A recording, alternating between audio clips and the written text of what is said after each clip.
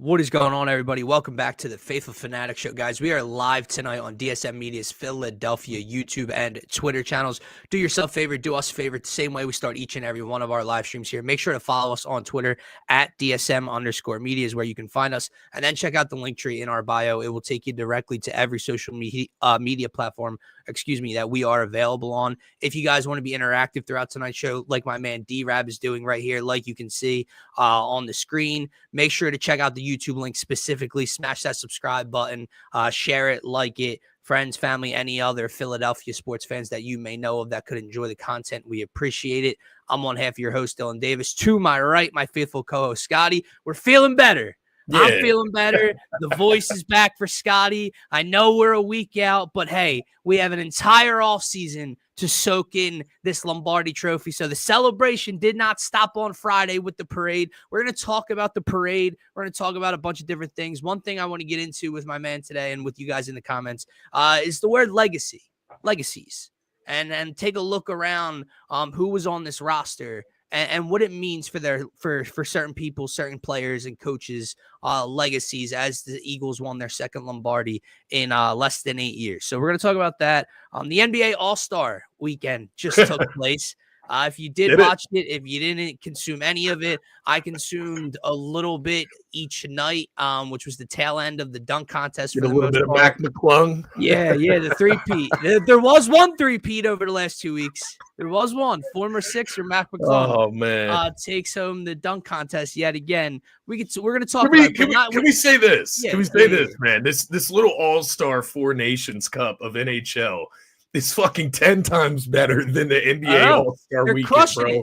It's ridiculous. It's fucking ridiculous. While the NBA skills challenge is going on Saturday night, Team Canada and Team USA are going the fuck at it. Are making it feel like it's the Soviets versus the Americans again. Seriously. And miracles taking place. 3 fights in the first 9 seconds. There's the pride. Look, when we get into it, we'll talk. I know people want to see it. Oh, the world versus United States. You can't do it. There's not enough overall depth, talent to make that the headline of NBA All-Star Weekend right now.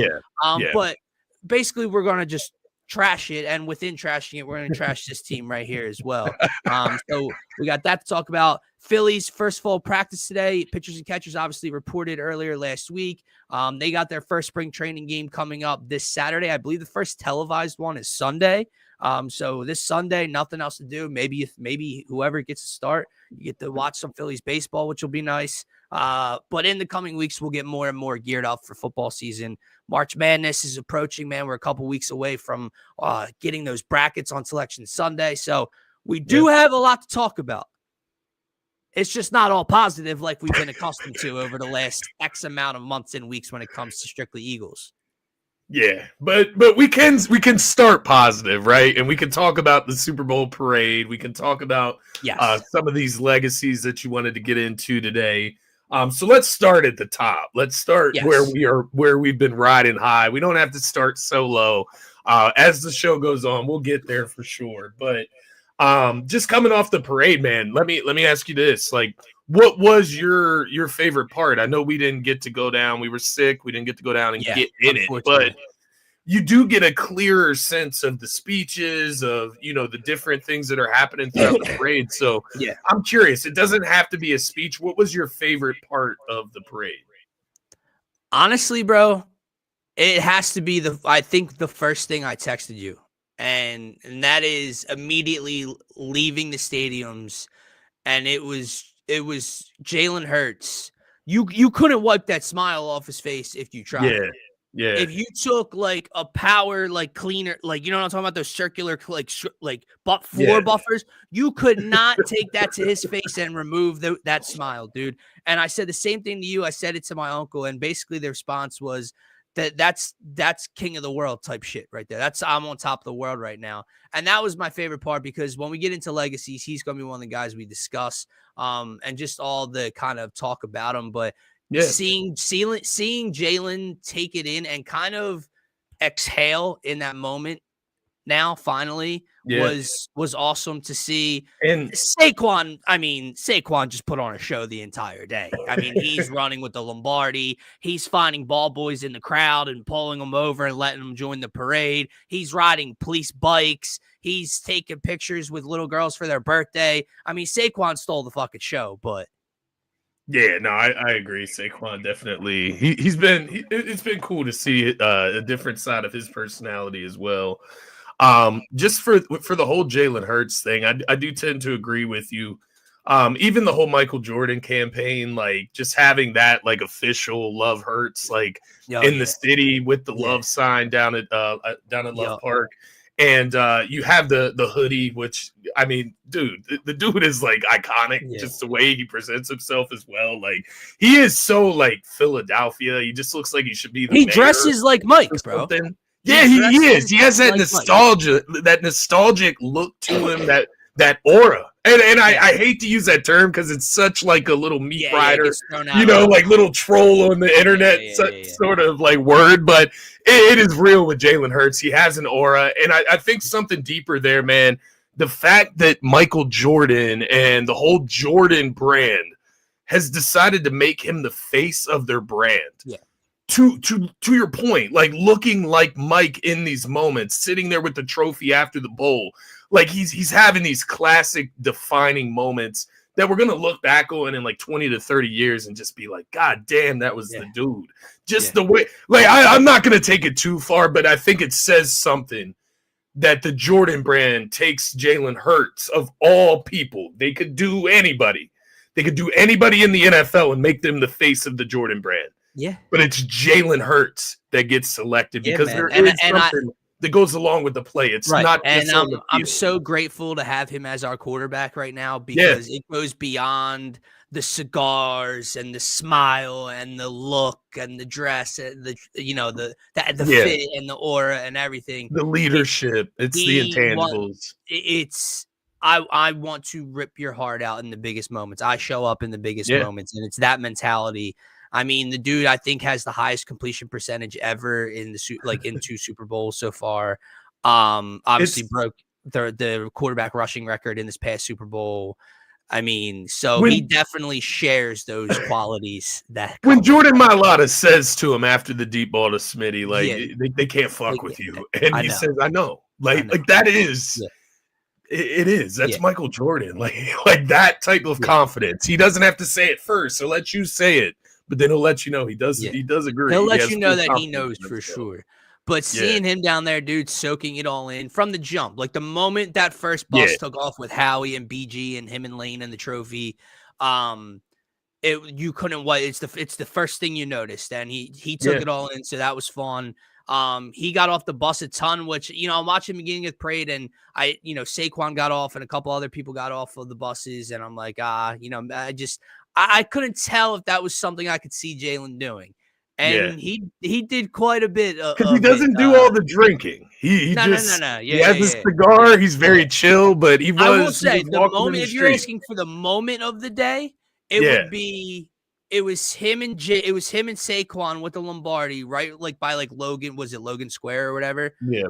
Closing in on the Art Museum steps part, and they were together with the Lombardi walking in the middle of the street, and then CD comes out of nowhere. CJ Gardner-Johnson comes out of nowhere. And Jalen kind of gets removed a little bit. But I think Saquon has the trophy in one hand. And him and CD are facing each other. And CD's got his belt. And they're just giving the – and it's like an overhead shot from where I was watching. And I was like, holy shit, dude.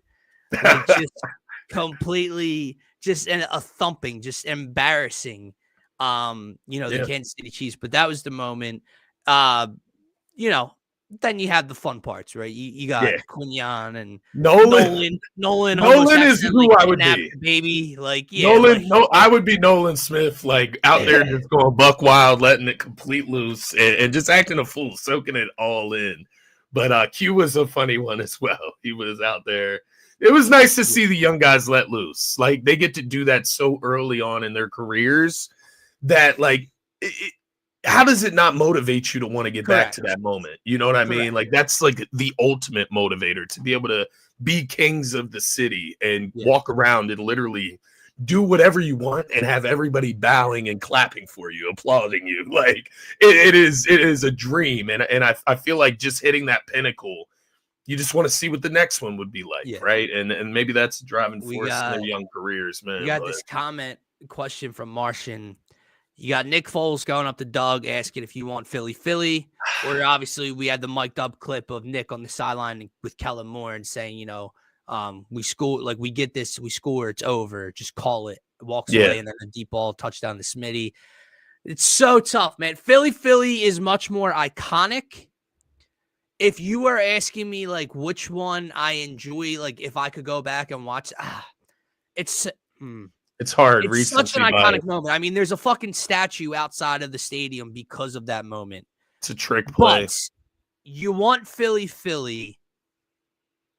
It wasn't desperate, but it was needed. I know what you mean. It was needed to get done. It was needed to find a way to beat that team. We were the underdogs, and we had to pull something out of our back pocket out. And just to get that W against that legendary Patriots team. It was phenomenal. But this one was like foot on your neck. Yes, we're dominating this was exactly what CJ Gardner-Johnson. This was the identity of our team all season. Yeah, this was I am beating you the fuck up, and here comes the right hook to knock you out. And to have the Sirianni, balls, he kind of does deserve a statue, man. Like I don't know how exactly you do it. I know you just don't do it for just anything, but man, it would feel right if you have a statue, some type of statue for this Super Bowl win. Like somebody deserves that. I think each Super Bowl win, we just put a statue outside the link. That would make sense, man. But correct. There's so much space to get it done. You know what I mean? I mean, unless we start rattling off a dynasty of our own, which can I say, like in theory, it sounds beautiful. It sounds awesome. Yeah. Give me a couple months. Like, at least let me get into the summer before I start thinking about next year and the next one. Like I'm all for the AJ and the Smitty post. Like, they want to get back to work. But I'm talking man, like, it's Wednesday it's Wednesday morning, and I turn ESPN on and get up asking the question, are the Eagles the next dynasty? God damn it. It happened 2 days ago, dude. Can I enjoy this for a second? Nah, Dylan, no. No, I feel you, man. I feel you. I do see the other side of it because there is part of me that is like leaning into a depression that the season's over. There is like a downside of me that's like watching the NBA right now, and I'm like, ugh, I don't want to watch. We just had our first footballless Sunday this past weekend. Yeah, so there was a little like, oh my god, I can't wait for the Eagles to play again, but. No, we got the Phillies coming up. The Sixers are obviously a disappointment, but we got some things to be excited about nonetheless. But yeah, man, let's soak this in a little bit more. I'm glad that Brian's here to join the conversation now, because we can kind of get into our conversation of and the word legacies. Brian obviously get his jab in there, and then I respect the hustle. I respect staying true to it. Is Jalen Hurts a Hall of Famer right now? No. Brian, can I ask you a question? Do you think Jalen is on a Hall of Fame trajectory at the moment? And if your answer is no, then we strongly disagree.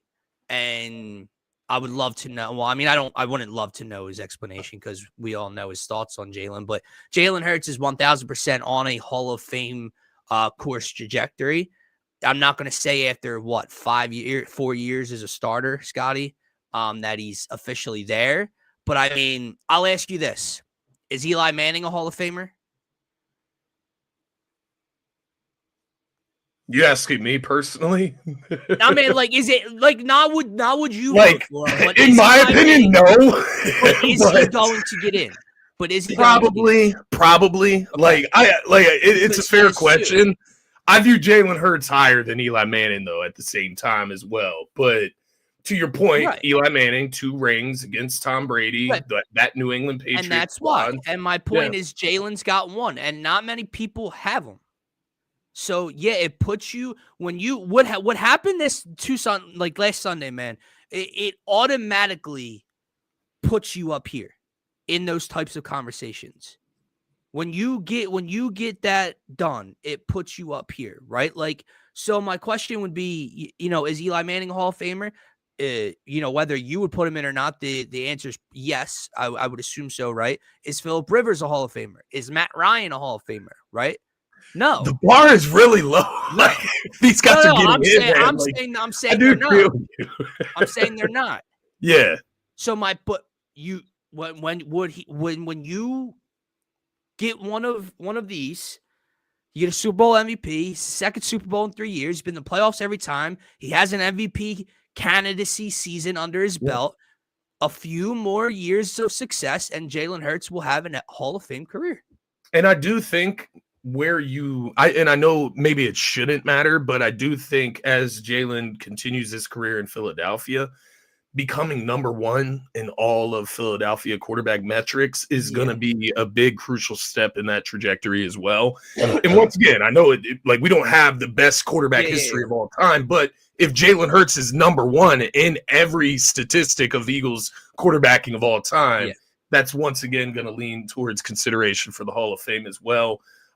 You already have the 2 Super Bowl trips, you have the 2 NFC championships, you have the Super Bowl ring, and it's hard. This is where we get into the other side of that combo. It's hard to not look to the future and think, why can't they get back there again? Right. It's hard to not think that way, and I guess that's where the dynasty combo starts to leak in. But with all that in mind, with the players that he is surrounded with, I do think he is on a Hall of Fame trajectory. And I think once again, man, just winning football games and doing what it takes to win football games. I think there's going to be a point where we look back. There's going to be a point where we look back. We probably already do it enough here on the show ourselves, like looking back on what Jalen and Nick Sirianni have done over their tenure. But there's going to be like a 10-year look back point where we look back and this team is in the playoffs every fucking season with 10 wins or more. Yeah. Right? Like on top of the Super Bowl win, on top of the 2 Super Bowl trips, if they don't even make it back, if these get to the NFC Championship, like we pivot to this like era of like 2002 through like 2006 or whatever, when Andy Reid's going to consecutive NFC championships. Except this would be on steroids. This is on a different level, exactly. So I do think is when we're talking trajectory, like, is this Eagles team gonna not win 10 games per season the next couple of years? Like, that's my point, right? You know what I mean? Like, Mike Tomlin is viewed as one of the greatest coaches in the game and has been for quite some consistency. Time. And Mike Tomlin has the same amount of fucking Super Bowl rings as Nick Sirianni does. And all we've heard X amount of straight years of 9+ wins, of a 500 record or better, and that's all we hear about. And it was the same thing with Andy for a while. And it's like, Here's where I give you the 2 legacies to kick it off. And we've already discussed them on the show in the past, but Jalen Hurts with the win, with the Super Bowl MVP, has already catapulted himself into being the best quarterback in Eagles franchise history. And Nick Sirianni has solidified himself. It is now etched in stone that he is the greatest Eagles head coach of all time. Those are the 2 legacies that we could talk about. I do agree with Pumpman. I need to see a Zach Bond extension like as soon as possible, which we could get into that conversation over the week and all, and a couple other, Milton Williams, Josh Sweat, Kenny G, those guys are all free agents. So we'll see what Howie decides to do. That's the next legacy. Howie Roseman. Forget just Eagles. Howie Roseman is the greatest executive in Philadelphia sports history. I'll tell you that for free. Yeah. He is the greatest executive general manager in Philadelphia sports history, and I'm not so sure how you beat it. Yeah. Because now, along with everything else, along with, the money and deferring money and just the way he manipulates the salary cap, and he gets these guys to come back for what feels like cheap.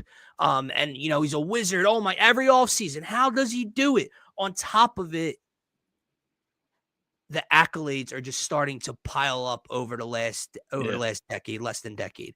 2 Super Bowl rings, 3 Super Bowl appearances off of teams. Stockpile of draft picks right now. Like, correct. I mean, brother, again, like, this is why Howie Roseman is Howie Roseman, and I'm Dylan Davis, and you're my friend, right? Yep. Because when you pay Carson Wentz the money that you did, Yeah. and Doug Peterson wins you a Super Bowl, to not just stay complacent and to move on from Doug Peterson at the correct time and to draft Jalen Hurts in the second round and to move on from that contract as quickly as possible. And then you see what he then in turn flipped Carson Wentz into. That has to be the craziest graphic of all time. Yeah. What those draft picks have accumulated into from what Carson Wentz was is Devontae Smith, A.J. Brown, help me out here, Jalen Carter, and is it Cooper DeJean? Are those the 4 picks? I It's believe Smitty, so. A.J., Carter, and I think Cooper DeJean. That's what Carson Wentz turned into a year and a half after Howie Roseman made him one of the highest paid quarterbacks in league history.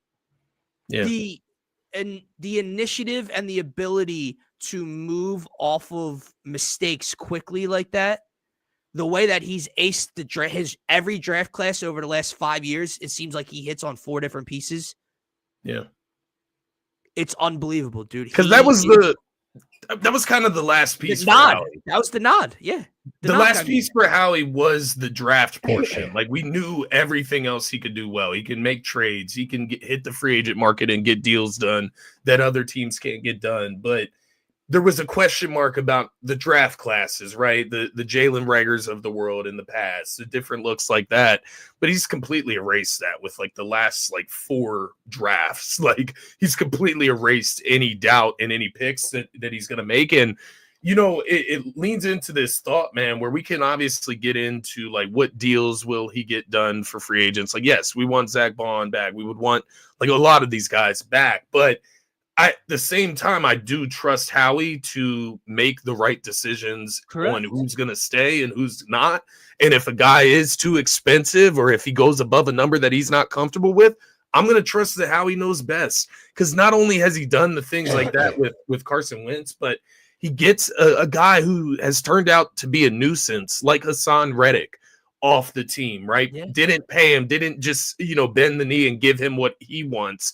But you trade him and you bring in some depth at the position and make it look even better. Think about the culture that has been instilled then from the top down. Because think about what you just said. Who came in place of Hassan Reddick? Exactly. Yeah. Who you paid what? 3 years? Yeah. 50? And that was an L. Right. But he never. It most teams would force him onto the football field. Right. He can't play here. He can't help us get to where we want to get. It was insurance because you had Nolan Smith coming through. You had a Jalix Hunt coming through, a converted safety out of college. Howie is really like that. He's put the draft part on the end of it. He's starting to just rack up the accolades to go along with it. And, Jeff Lurie, Howie Roseman, this ultimate duo that they've created. And you can even lend it down to Nick Sirianni and Jalen Hurts, this quadruple, pillars of the Philadelphia Eagles organization right now. It just totally shits on the rest of Philadelphia's organization, specifically the Philadelphia 76ers. Josh Harris needs to sell the fucking team. I know it's been said. The Eagles just shit on the Sixers so hard, bro. And that is where a little bit of that depression that I talked about earlier comes in, because it's not going to get better than what it was with this Eagles squad, man. But it just speaks to the greatness of Jeff Lurie and Howie Roseman. Yeah, I'm glad that Martian brought it up, because the last legacy in terms of ownership, in terms of leadership, is Jeffrey Lurie, and Jeffrey Lurie has now etched himself into being the greatest owner in Philadelphia sports history. I mean, you want to talk about a fan at his core.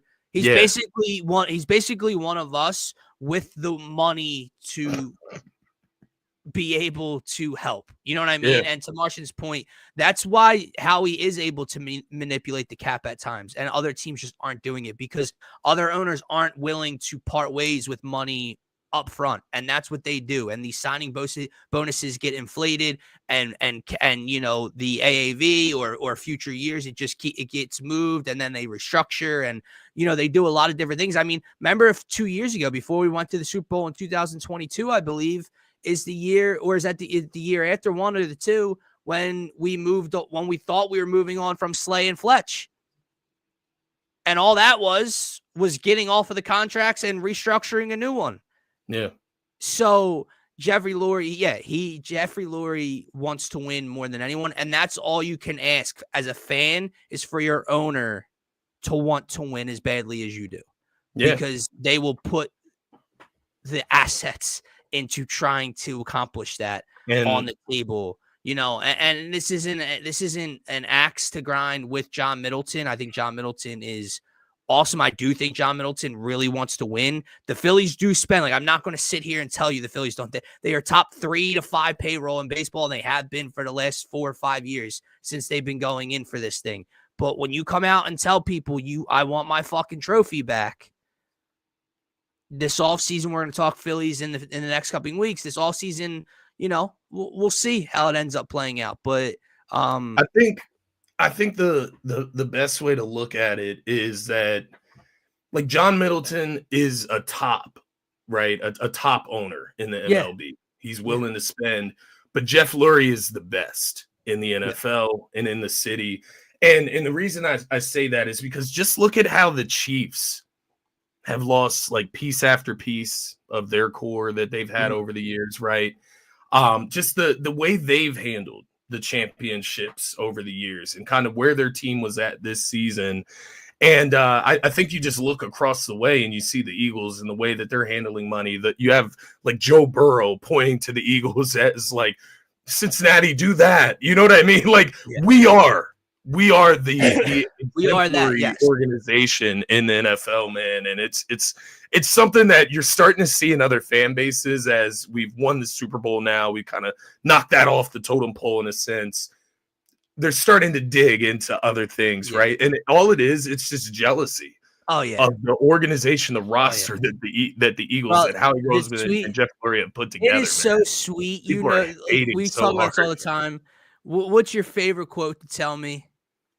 Winning cures all, right? And it's just, not only does it cure and cover up problems, right? Drama, whatever.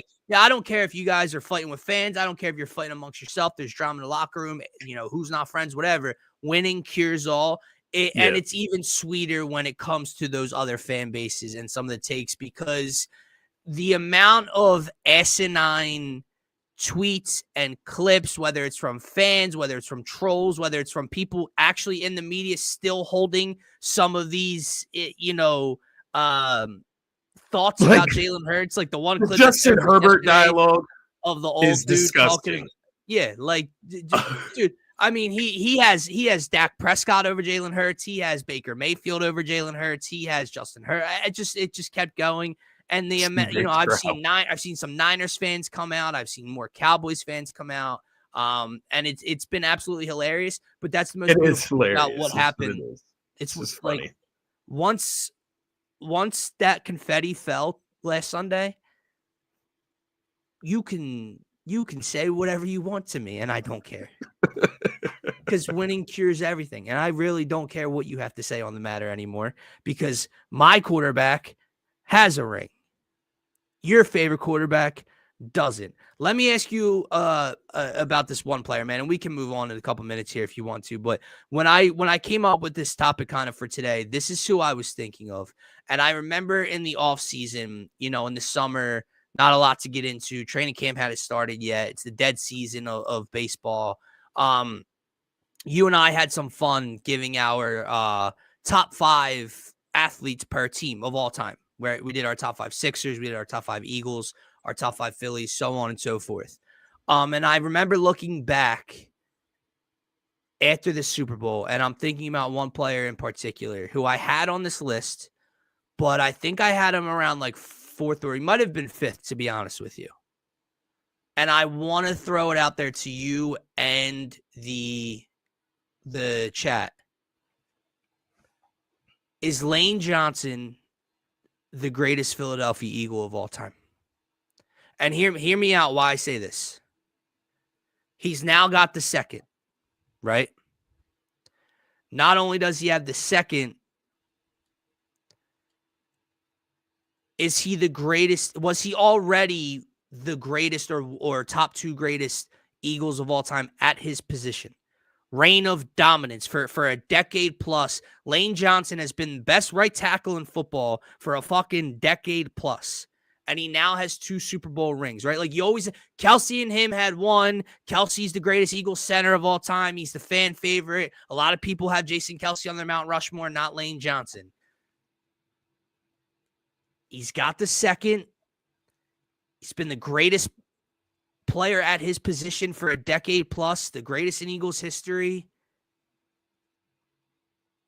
Reggie, here's the thing, man. This is before my time, but from what I gather, not that Reggie White was not unfucking believable here, but Green Bay Reggie White is Reggie White. I could be way, way, way off mark. Yeah, I mean, but that's the Eras thing. To each their own. If you saw him play for the Birds, I wasn't alive like at that right, time. And Brian, I'm not saying you're not. I'm not saying you're wrong. But what I'm asking for is when it comes to the term legacy, Reggie White doesn't have a ring here. I don't know. I think it's a topic, man. I'm just curious, how many seasons did he play for the Packers versus playing for like the Eagles? So from 1985 to 1992, he played for the Birds. Played his final 6 seasons in Green Bay, it says. So he did play technically longer in Philadelphia, I guess. He won 2 Defensive Player of the Years, but where did he win those awards? He did win a championship, but it obviously wasn't with the...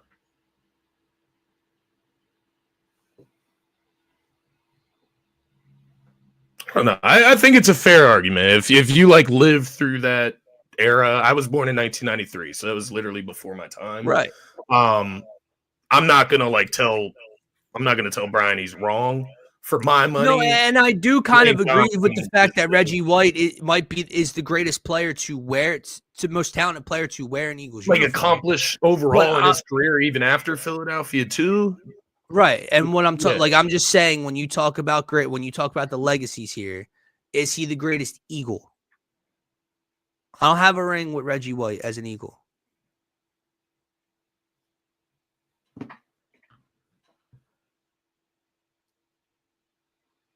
I don't know. That's just such a tough question. Like it's such a tough. I think my point is, I think what this ring did is it made this a comment because I remember thinking back, and I think my 5 was Reggie, Doc, Kelce, Lane, and I forget someone else. I forget who it was. And I think when you get this second one. He is like we had the greatest running back in football, and we have a top 5 wide receiver in football, and we have this and we have that. For a decade plus, we have had the best tackle in the game, the best right tackle in football. That reign of dominance does not come around often. Add on to it that he has brought this city and this organization, it's only 2 Lombardi trophies ever. And all they do with him on the football field is win. We remember for how many years in a row now, when Lane misses time, the Eagles lose football games. When Lane plays, all the Eagles do is win football games. So he impacts winning more and greater than almost anyone we have seen. He's been the best player at his position for a decade, and he has 2 rings. He has an extra ring than Kelce. He's it's fate. Like I know, like it's the fan favorite. Lane is a better tackle than Jason Kelce was center.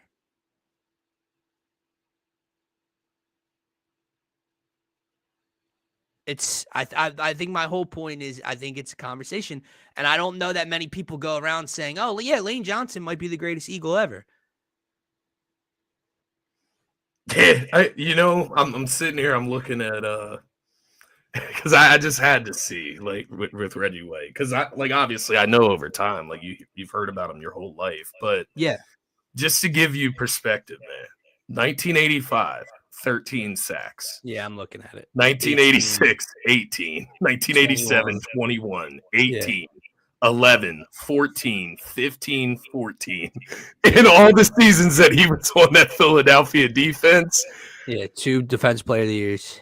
That's pretty fucking nasty. Like, I feel it. I get it. If you saw that live, it would be hard to go against that. Like I do believe that.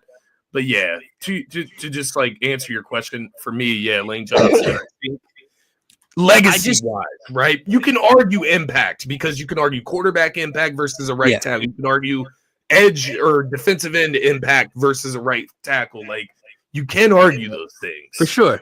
I just don't know that there's anybody else that matches up with talent versus accolades as well. Like, for sure, right?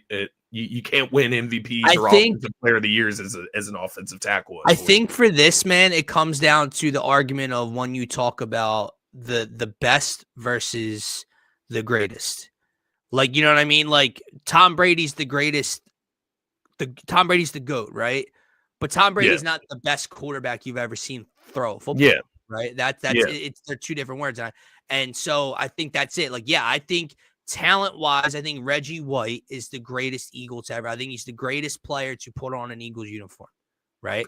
But when how far does that go? Is he the greatest, like, Packer too? Like, is that what they say about him? Right, because he played for the Packers and he's Reggie. So is he just the best player ever? Right, I don't know. I mean, I think is that what Reggie White is? I don't know.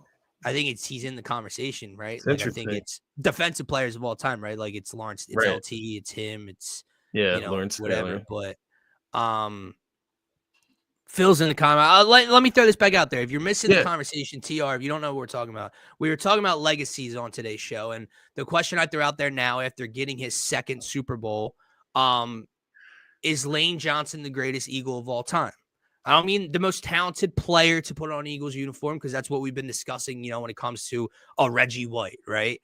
But 10 plus years of being the best right tackle in football, all he does is impact winning in an Eagles uniform, and now has 2 Lombardis, right? Like, Kelsey was everyone's favorite. He was the best center in the league for a while.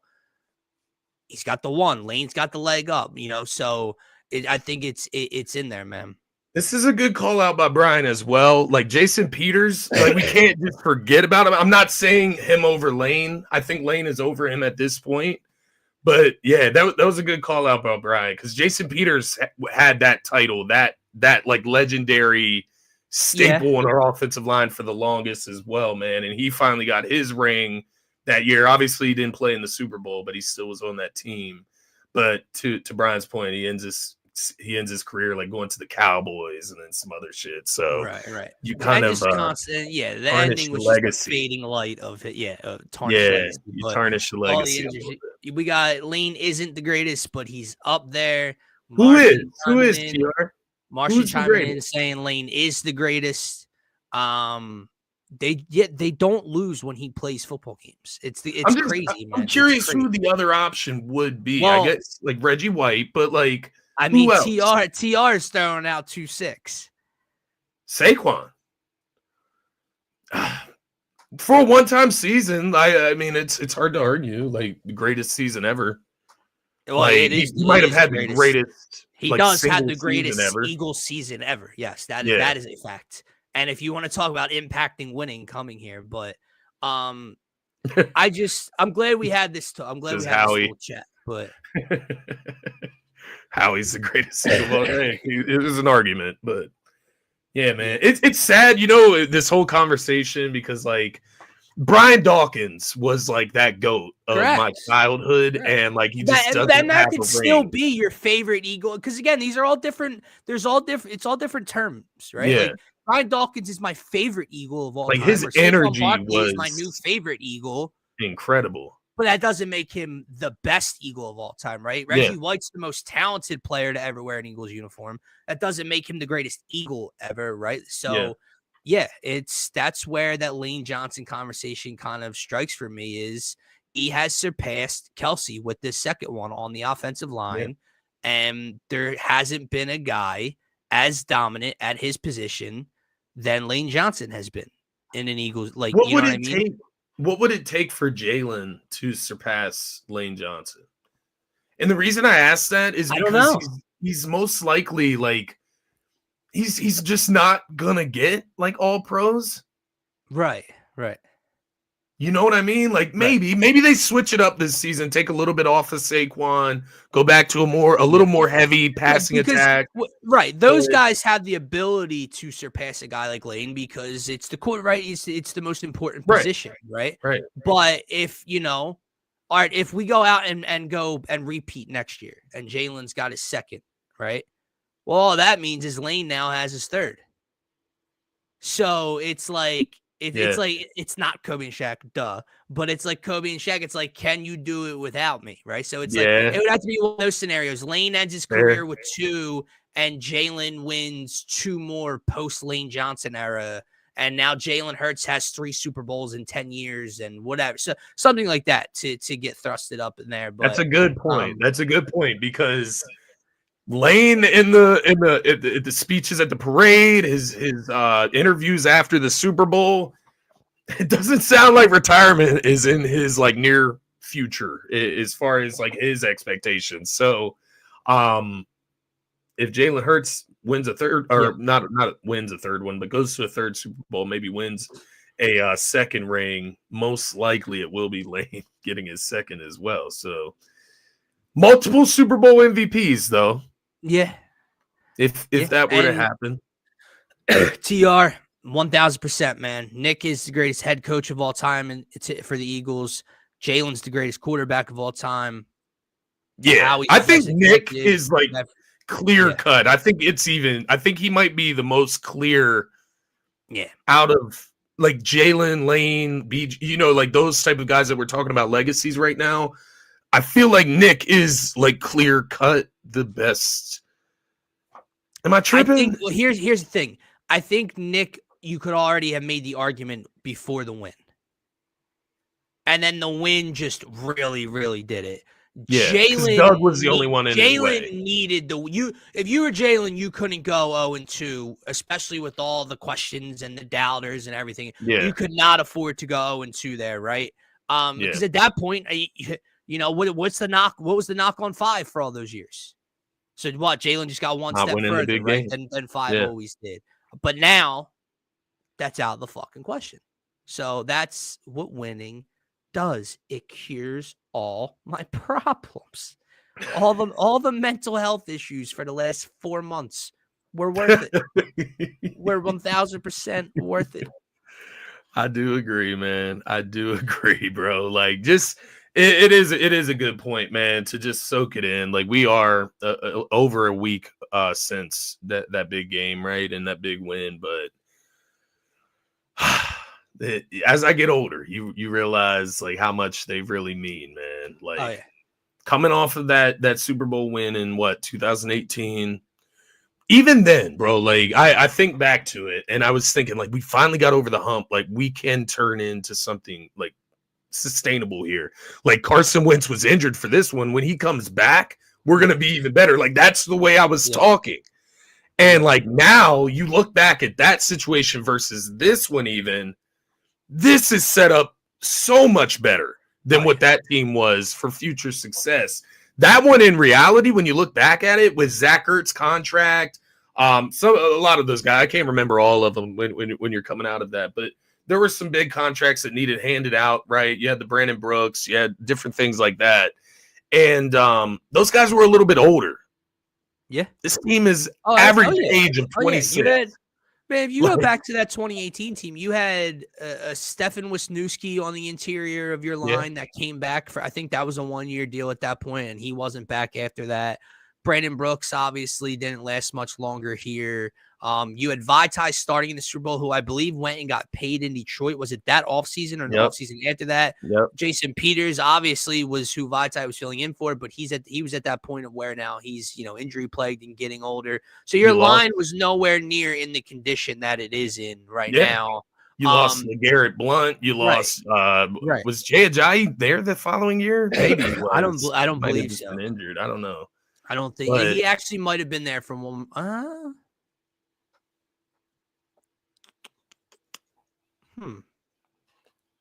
can't remember if Jay Ajayi was around for one more year. I can't either. It doesn't feel like he was. Right. So your running back room was getting a little bit dismantled. Your quarterback, like you said, like in theory, oh my God, we won a Super Bowl. and our MVP quarterback didn't even play in it. Can you imagine? That was the idea. But there's nothing left up to the imagination with this. The starting quarterback won the Super Bowl, won Super Bowl MVP. I don't need to.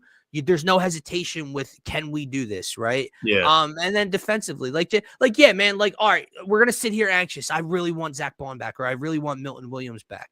Think about in the position. Think about. Take away the Super Bowl performances from two of these three guys.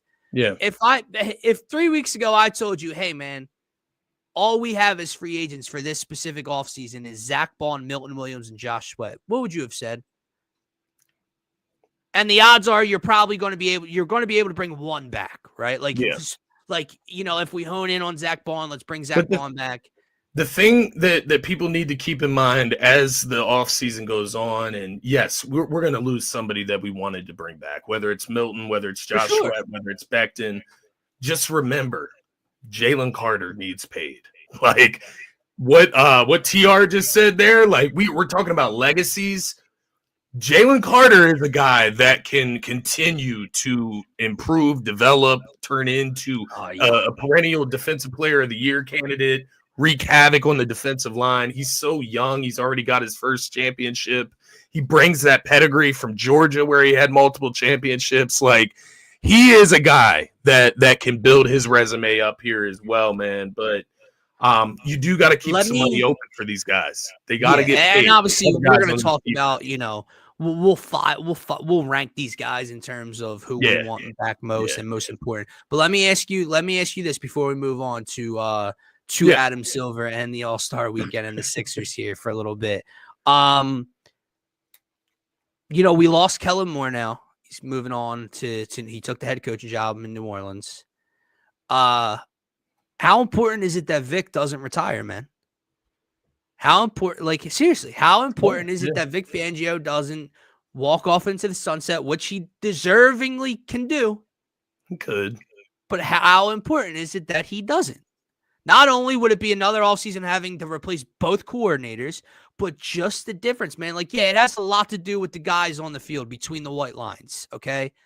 But my God, what he did with this defense in one season cannot be understated. Yeah. From worst to first and Super Bowl champions in a parade down Broad Street, right? This dude cannot leave us yet. He cannot walk away yet. I watched him walk into the locker room after the Super Bowl on NBC Sports Philly when they were showing people walk into the locker room. He was one of the first people back, and someone had mentioned, is there the thought that Vic could be done? I mean, dude, he's in his 70s, right?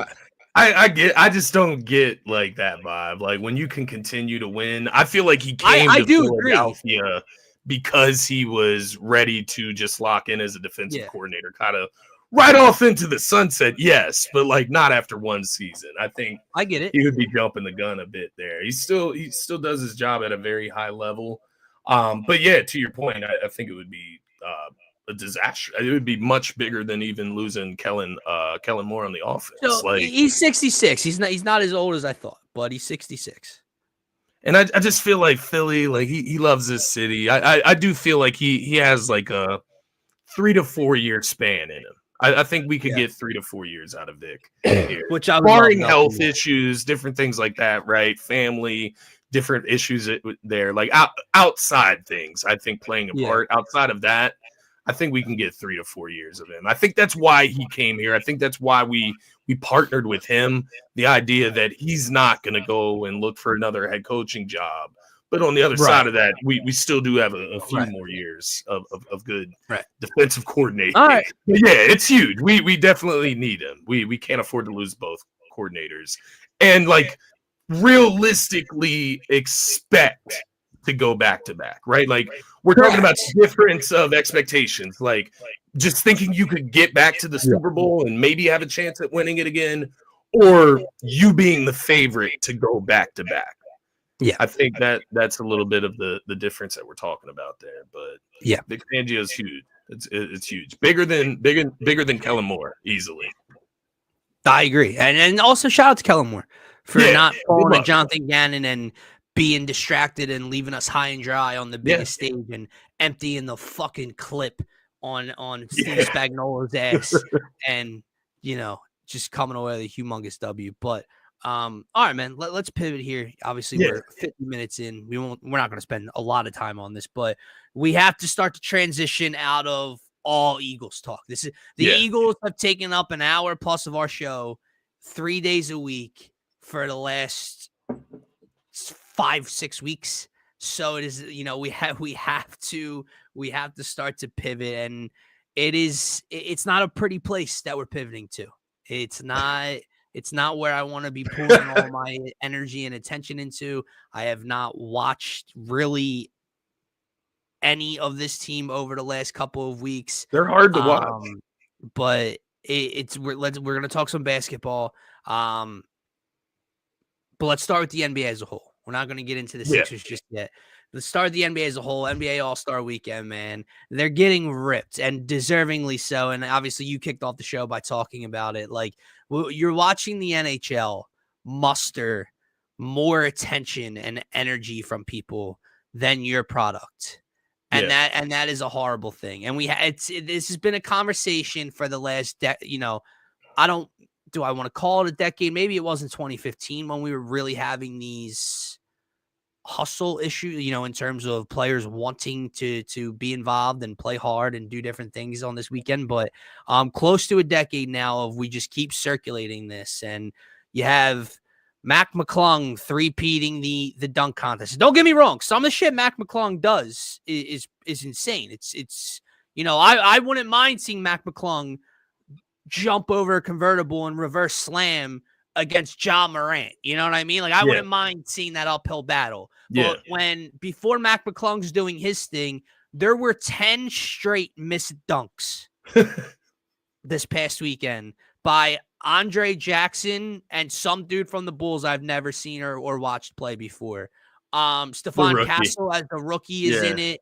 So you have that issue, and the skills. I don't know if you saw the clip from the skills competition of Wemby and Chris Paul just throwing the balls, and then it's the epitome of the NBA right there. Right, like just a complete and utter joke. Taking the shortcut. How they thought that was like funny or like cool to do is beyond me.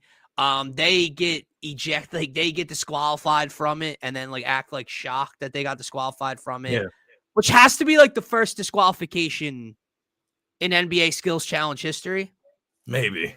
For just stupidity or lack of trying. We've seen some dumb shit over the years. I'm not sure. But and then you wrapped it up on Sunday. And I will say, there wasn't anything else on. It was the first Sunday without football. And I was like, you know what? Let me tune in. And not only did they completely fuck up and botch the game itself by making it a single elimination play to 40, 4 different teams, which don't even consist of all-stars because Candace Parker has a rising stars team with no all-stars on it, just young play, just rookies.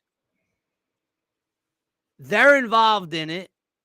LeBron James decides he's going to show up late, not tell anyone he's not playing, take up a spot, and then not play. It's so selfish, dude. Like, God, on top of it all, you hosted a pregame show from 6 p.m. to 8 p.m.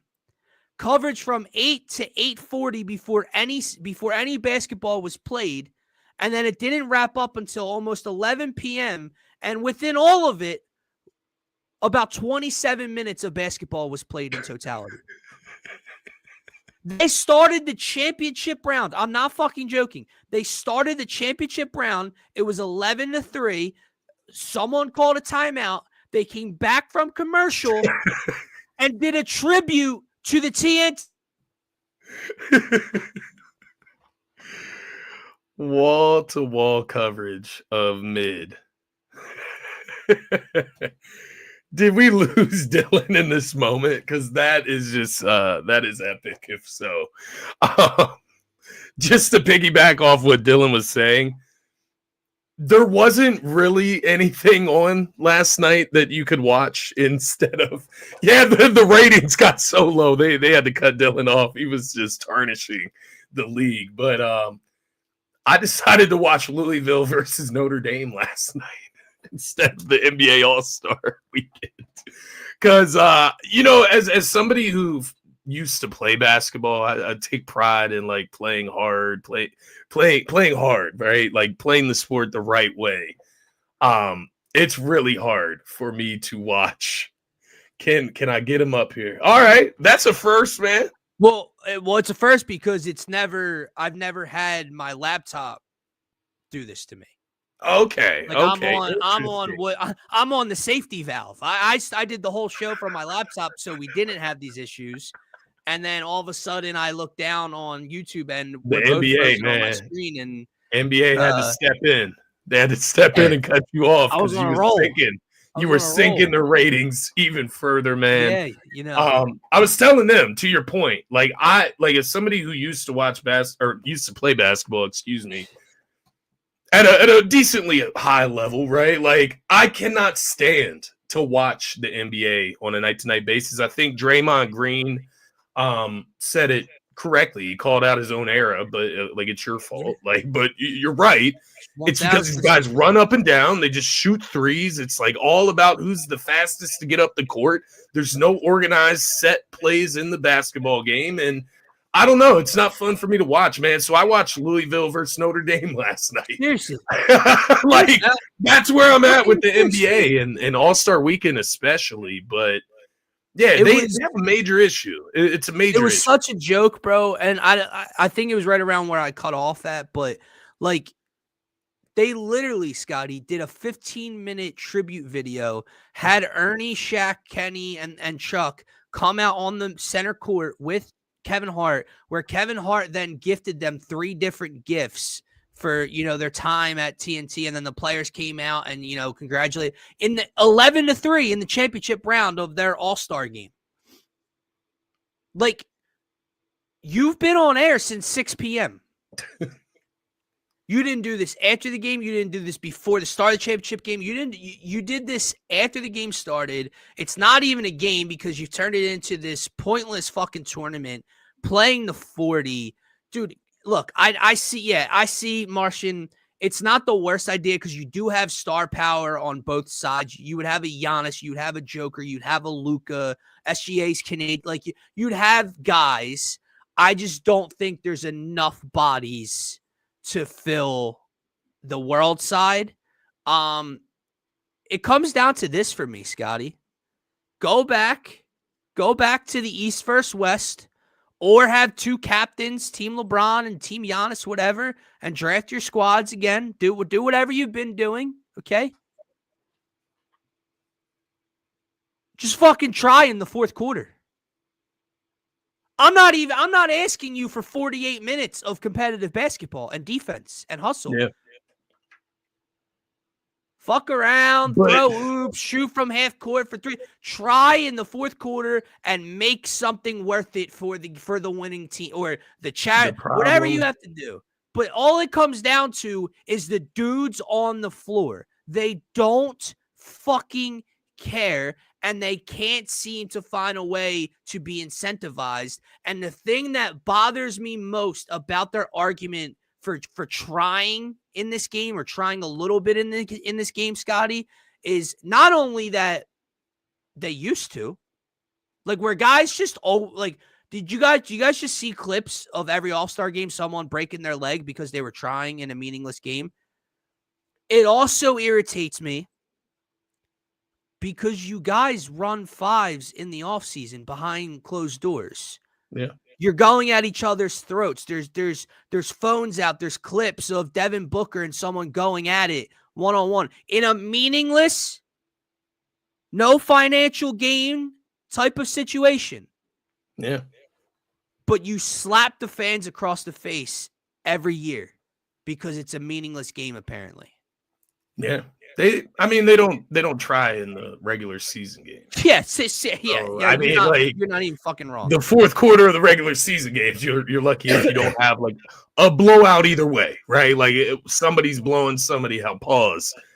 In the NBA night to night basis, man. Like that's where we're at with the NBA, and maybe world. I get it. Like it sounds fun in theory, right? Like Luka and Jokic and SGA and maybe guys like Yabusele on the lower end of the scale. But is it gonna make the USA players like play? You know what I mean? Right. Like, is it gonna make them play hard? I don't know, man. Like, and I think, you know, I don't know. I don't want to just throw blame around. I do wonder, like with LeBron, man. Like, yes, I mean, is it not his fault? Kind of like 1000%. You're the face of the fucking. You know league. what I mean? Like, is it not his fault? You are the face of the most player-driven league we have as a sports community. The NBA players control what happens and what they do more so than any other group of players in other sports, and you are the face of it. Yeah. Yes, it falls on your shoulders. And the cherry on top was last night. Scott, can you explain to me, bro, how he doesn't announce this earlier so someone else can fill that spot and play on that And then he takes the pictures in street clothes. Yeah, and then he gets introduced. Why you couldn't have worn the jumper. You couldn't have worn the uniform for introductions and just sit on the bench and like that. Then you wore street clothes and sat behind the bench. That's what you did at age 40, whatever the fuck you are now. But that's why Luka gets traded to LA, right? To fix the ratings. Like, you know what I mean? Like, that's the NBA. Let's fix the ratings and send like one of the best players to LA. That'll do it. Like, it's just so corny. I don't know, man. Like, maybe it is so bad where the Sixers are at. Like, that definitely plays a part in my perspective of the NBA as a whole, because the Sixers are a fucking joke. So the NBA is a fucking joke to me. But like, let's fix the ratings by like gifting Luka Doncic to the LA Lakers. Like, that'll fix it. Right, and then being so worried about the Sixers trade that we're forced to send an extra second rounder because of something medical or whatever in our trade. But the most lopsided, ridiculous, fucking star-studded trade ever goes down behind with no one hearing a whisper about it, and you don't bat an eye at it. Okay. That makes sense. This is where we're at, though, Brian. I'm with Brian. I had to find like secondary teams to root for in the NBA, like just like with players that I like, right? Like the Orlando Magic got Paolo Banchero. He's a Duke guy.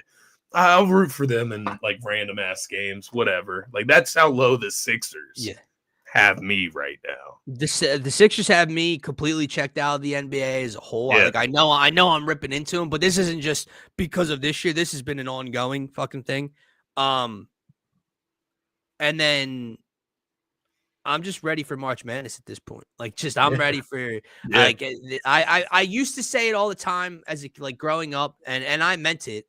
And then I would say probably, you know, the Sixers' relevance again, because it was so long of my childhood of them not being good. When Embiid, you know, when we started making these playoff pushes, and the NBA had a lot of talent, obviously, and you had Steph and LeBron going back and forth and everything. It was like I always said college basketball, NBA, right? Yeah. The variability, right? Like the variability of who can win. Yeah, like no doubt. When the college kids are shooting 58% from the free throw line and the score is 66, 67, it's not beautiful basketball to be watching. But let me ask you a question. Would I rather be watching the Hawks and the Bulls 132 to 121 while no one does anything besides like, I don't know at this point. So I'm ready for the best tournament in the world to begin, which is March Madness. So fuck it. Fuck this. It's just as simple of like the one and done concept. Like, if you did it, the NBA playoffs, I'm not saying it would be better if you did the NBA playoffs that way, because you would have a lot of the time not the best team advancing, right? Like, and that's what happens in college basketball sometimes, but we're used to it. And so I don't know if that change for the NBA would work, because that's not what we're used to. We're used to a best of 7. But it does give you just that feeling of, oh shit, you better play your best game on this day. You can't afford to go to game 2 and figure it out and demoralize them then. Right. You have to or win you redo, like, think about it like MLB, like, kind of. Yeah. Right? Like MLB, your wild card's a best of 3, and then your divisional round's a best of 5. Yeah, maybe that's what the first 2 rounds of the NBA playoffs look like and it's, different. I don't know. That's not the problem with the NBA, right? The NBA is not an issue because the series are too long. But you're trying to do different things, and the NBA playoffs are actually all right because they start playing for real. Right. It's just the regular season, man, and the All-Star game that you've just completely just demoralized. And the real problem with the NBA, why the fuck is the trade deadline the most intense moment of the regular season? It's what everybody pays attention to the NBA. You had that leading up to the Super Bowl, and the NBA was getting a ton of attention because there were trades going on all over the place. That's the hottest time of the NBA season. Is trade deadline time. And that's 1,000%. Not a good thing. No, that it's not just the play on the court that is the attractor. It's, and then you had the same circulation of conversation each and every year, right? Ja Morant tweets out, Mac making me want to do this, and then I think Giannis quote tweets him, I'll do it if you. We had this same fucking conversation every year, and then none of yous will do it. And I see my Wi-Fi bar going down again, and I'm praying that I don't freeze here. So if I do, okay, it's back off. If I do freeze here, just tell. Let's get out of here. Let's get out of here before it turns upside down, my man. But would we trade Bryce Harper for Ohtani? Do you see this one, man? Yeah. Well, I mean, yes. I mean, there's no. It's hard to say yes to, though, right? Because you this other side of Bryce Harper. Yeah, you're talking about my favorite Philadelphia athlete. That's what Bryce is. But I mean, come on. I mean, it's arguable that Ohtani's the greatest player of all time. Yeah, already. So yeah, I would have to. Yeah. I'll sweeten the deal. I'll send Bryce to LA and I'll send Joel to the Lakers for Ohtani. How about that? All right. I would be down for that. I would be down for that. Never falls in the hands of Bryce. Can we say that before we get out of here? I think I'm not. I don't want to go too far. I'm not 110% over Joel Embiid, but it's as close as it's ever been for me, bro. Yeah, it's as close as it's ever been. I'm at 90, 92%. Yes, it's as close as it's ever been. It's as close as it probably ever will get. What the Sixers need to do is shut him down for the rest of the season. There's no sense in Joel Embiid playing another second this year. The whole Paul George thing is fucking mind-boggling to me, man. I mean, 2 points in that moment, when they lose by 4 or 5 to the Nets, then he comes out afterwards and says he has to get injections into his hand just to be able to play every night. I thought you had a sprained pinky on your non-shooting hand. How did we get to you have nerve damage in your fucking hand? How do we get lower? How did we get lower than Tobias Harris, man? At least Tobias would drop 20 on the Nets. You know what I mean? Yeah. He'll win you a game against the Nets. People, and I've taken it on the chin a bunch of times because, Tobias Harris is way outperforming Paul George this season so far. Yeah. Way outperforming him. And then Paul's sucking titties on a beach somewhere right now and posted it on Instagram. Am I wrong? Is he not licking a nipple in that picture? He's definitely doing something freaky and holding the drink up with the injured hand. Yeah. How you holding that drink? But you can't hold the Did you get an injection today, Paul? Because it seems like you can grab that drink pretty well. Just living his best life. Yeah. It just makes me feel like we got fleas. He is licking a nip on camera. That's what's happening in that picture. And the Sixers got motherfucking fleeced by a fucking podcaster. Yeah. That's what it feels like it is. That's where we're at right now. And then for some reason, after going on one of the most ridiculous runs I've seen in a Sixers uniform, Tyrese Maxey has scored his 2 lowest totals, and now he's hurt. So he's hurt. They're shutting it down quietly. They're shutting it down very quietly. Can't have Maxey out there ruining your draft position. My God, man. But hey, to Brian's comment earlier, baseball is around the corner. And I will start to pump myself up over the coming weeks because believe it or not, Scotty, the Phillies are still a top 5 team in baseball. It's arguable that they're a top 2 team in the National League still. I know it doesn't quite feel that way. They didn't make all the splashes in the offseason, pay a lot of money in the offseason, etc. But the Phillies, excuse me, are still very good. It's just hard to foresee a world in which anyone competes with the LA Dodgers, which makes the season less fun. It does. But you never know, right? You never ever know.